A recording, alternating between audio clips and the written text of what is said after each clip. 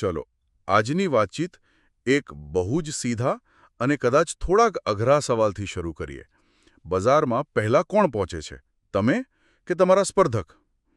આપણા સ્ત્રોતોમાં શિવ ખેરાજીની એક ક્લાસિક વાત છે, જીતનાર લોકો અલગ કામ નથી કરતા, તેઓ અલગ રીતે કામ કરે છે. આજે આપણે એ જ અલગ રીત શું છે તેની ઊંડાણપૂર્વક ચર્ચા કરવાના છીએ. બિલકુલ. અને આ અલગ રીત કોઈ જાદુઈ ફોર્મ્યુલા નથી. આજના આપણા સ્ત્રોત જે ખાસ કરીને વેચાણ વ્યવસાય સાથે જોડાયેલા લોકોના અનુભવો પર આધારિત છે, એ તો સ્પષ્ટ કહે છે કે બજારમાં નેતૃત્વ મેળવવાનો પાયો વ્યક્તિગત શિસ્ત છે. એકદમ સચોટ અને વ્યવસ્થિત કામ કરવાની પદ્ધતિ. એટલે કે આ કોઈ એક દિવસની રણનીતિ નથી. ના, બિલકુલ નહીં. આ તો રોજિંદી આદતોથી બનેલી એક મજબૂત સિસ્ટમ છે. આ વાતને વધુ સારી રીતે સમજવા માટે આપણા સ્ત્રોતોમાં એક સરસ વાર્તા છે. એક સેલ્સમેન હતો જે વેચવાની કળામાં ખૂબ જ કુશળ હતો, પણ એની એક જ નબળાઈ હતી, સમય. એ હંમેશા બજારમાં મોડો પહોંચતો, ખરું ને? હા, હંમેશા. જ્યારે તે દુકાને પહોંચે ત્યારે એના સ્પર્ધકોનો માલ છાજલીઓ પર ગોઠવાઈ ચૂક્યો હોય અને દુકાનદાર તો દિવસની મુખ્ય ખરીદી પણ કરી ચૂક્યો હોય. એટલે રોજની નિરાશા. હા, અને એનાથી કંટાળીને તેણે કંઈક બદલવાનું નક્કી કર્યું. અને તે બદલાવ કોઈ નવી વેચાણની ટેકનિક નહોતી, જે રસપ્રદ વાત છે. તેણે ફક્ત પોતાની દિનચર્યા બદલી. બરાબર. તે દિવસે તે ગોદામ પર સૌથી પહેલો પહોંચ્યો.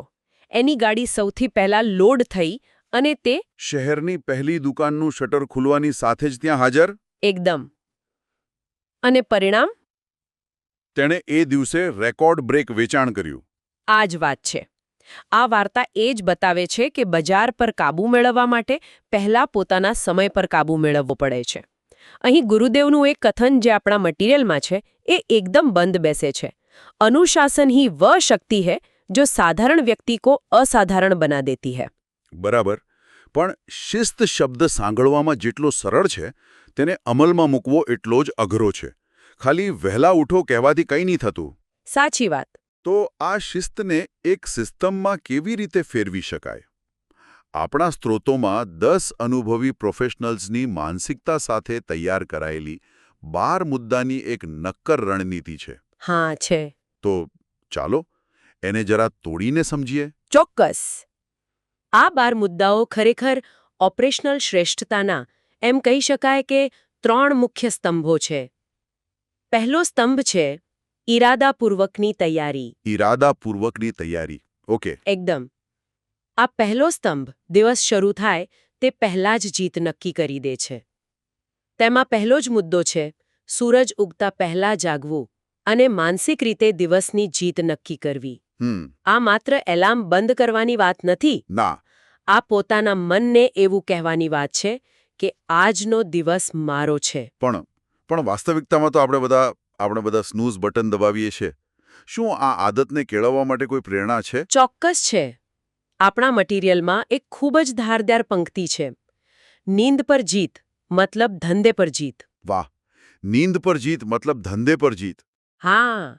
આ પંક્તિ સવારે પથારીમાંથી ઊભા થવાના નાના સંઘર્ષને સીધો જ વ્યવસાયિક સફળતા સાથે જોડી દે છે. એટલે એક માનસિક સ્વિચ જેવું કામ કરે. બિલકુલ. તમને આળસના મોડમાંથી સીધા એક્શન મોડમાં લઈ જાય. સારું.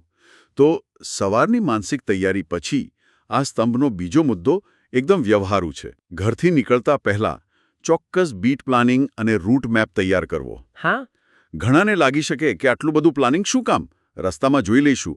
આ કેમ આટલું મહત્વનું છે? કારણ કે જો તમે પ્લાન નથી કરતા તો તમે બીજાના પ્લાનનો હિસ્સો બની જાઓ છો. ઓકે. બીટ પ્લાનિંગનો સીધો અર્થ છે કયા વિસ્તારમાં કયા ક્રમમાં દુકાનોની મુલાકાત લેવી તેની સ્પષ્ટ યોજના. જેથી સમય બચે. સમય અને પેટ્રોલ બંને બચે. જ્યારે તમારો રૂટ મેપ તૈયાર હોય ત્યારે તમે રસ્તા પર વિચારવામાં સમય નથી બગાડતા. તમે માત્ર અમલ કરો છો. આનો અર્થ છે કે તમે બજારને દોડાવી રહ્યા છો. બજાર તમને નહીં. એકદમ સાચી વાત. દિવસની શરૂઆત પ્રતિક્રિયાથી નહીં પણ ઈરાદાથી થાય છે. સારું. તો પહેલો સ્તંભ થયો ઈરાદાપૂર્વકની તૈયારી. હવે બીજા સ્તંભ પર આવીએ, જેનું નામ છે લોજિસ્ટિક્સમાં કુશળતા. આ એ ભાગ છે જ્યાં મોટા ભાગના લોકો પાછળ રહી જાય છે. ખરું ને? બિલકુલ. આ એ જગ્યા છે જ્યાં શિસ્ત પરિણામમાં ફેરવાય છે. આપણા સ્ત્રોતોમાં આના પર ખૂબ જ ભાર મૂકવામાં આવ્યો છે. પહેલું પગલું છે રાત્રે જ ઇન્વેન્ટરીનું ઓડિટ કરવું, જેથી ગાડીમાં દરેક સ્ટોક તેની જગ્યાએ હોય.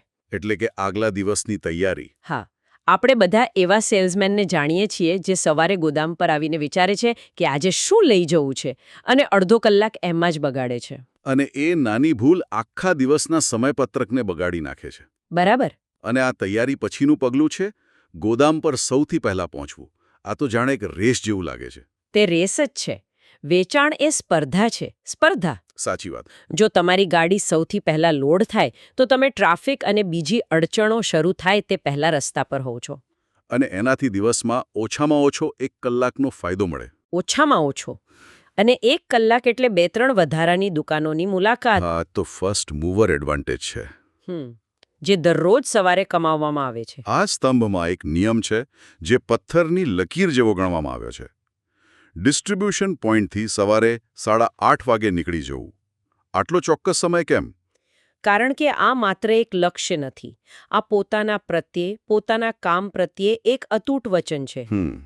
8:30 સમય છે જ્યારે મોટા ભાગના બજારો ખુલવાની તૈયારીમાં હોય છે. જો તમે આ સમયે નીકળો તો તમે બરાબર દુકાનદારનું શટર ખુલતાની સાથે જ ત્યાં પહોંચી શકો છો. મને જો આ નિયમ તૂટ્યો તો તમે તમારા સ્પર્ધકને આગળ